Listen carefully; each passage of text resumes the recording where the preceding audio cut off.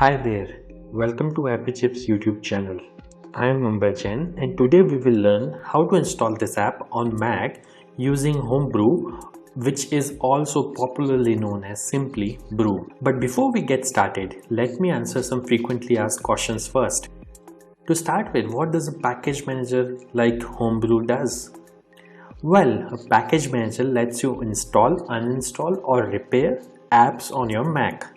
A package manager is very similar to App Store on macOS or Microsoft Store on Windows operating systems, except that a package manager uses commands that you type on Mac terminal to install or uninstall different programs.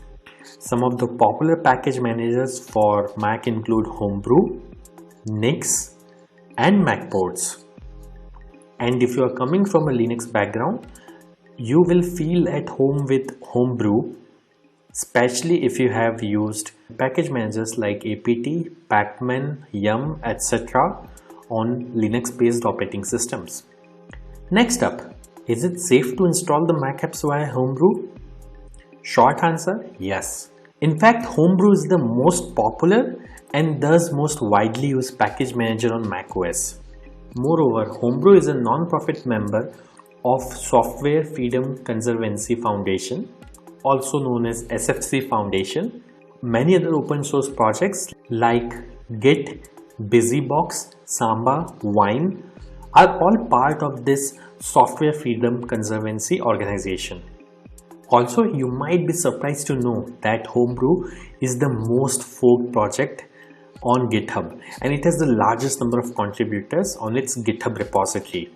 Many devs at organizations like Google, Apple, Dropbox, Stripe, etc. use Homebrew to set up different development environments on their MacBooks and iMacs. Next question. Can you use Homebrew to install programs on Apple Silicon or more popularly known as M1 MacBooks? Again, yes. Starting version 3.0 of Brew, Apple Silicon is now supported on Homebrew. In fact, Homebrew also supports programs that are at the moment only supported via Rosetta 2 on Apple Silicon. Now that I have answered your questions on safety and compatibility of Homebrew, let's get to the installation process.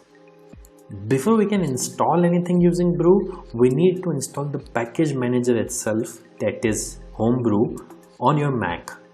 So let's see now how can we install Brew on Mac. Let me open my Mac here. First, you need to press Command and space on your keyboard. This will open Spotlight Search on your Mac, and then you have to type terminal.app. You will see this terminal app. Simply double click on it to open terminal. Let me maximize this terminal window.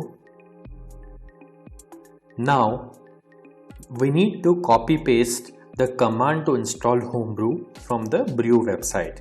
So open your web browser and simply go to the website brew.sh. Once you are on the website, you will see this section called Install Homebrew, which has a command that you can simply copy by clicking on this button over here. Once it is copied, you have to go back to terminal, right click, paste. Now that the command is copy paste over onto this terminal, press enter. This will start Brew installation. Now it is prompting me to enter my user's password on Mac. I am going to type the password now, but it won't be visible on your terminal. Once you have entered the password, simply press enter, and if the password is correct, the script will continue. Now it is saying press return to continue the installation. I'll press enter here, and this will start the installation of Homebrew on my Mac. Let's wait for this to finish. As this message here says, installation successful. So that's it. Brew is successfully installed on your Mac now. Now before we proceed, I would like to highlight that Brew collects anonymous usage data via Google Analytics. As you can see on this page, if you want to opt out, you can simply run this command brew analytics off and press enter, which simply disables the anonymous usage data collection on your Mac. Now let's update the package database locally by pulling the metadata of the latest packages on a local map from the central brew repository.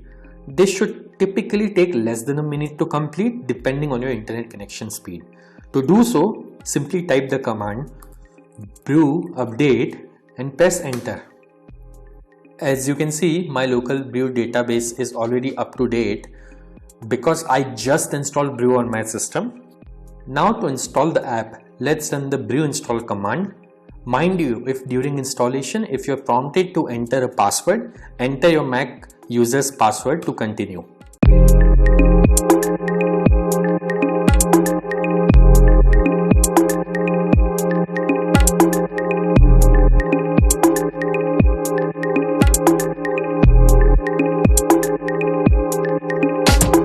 That's it. The installation was successful. If this video was useful, don't forget to hit the like button. And if you faced any problems during the installation in this video, please leave a comment below and somebody from AppyChip team will reply back to you. If in future any app installed using Brew stops working, then you can simply reinstall it using the command brew space reinstall space the name of the program.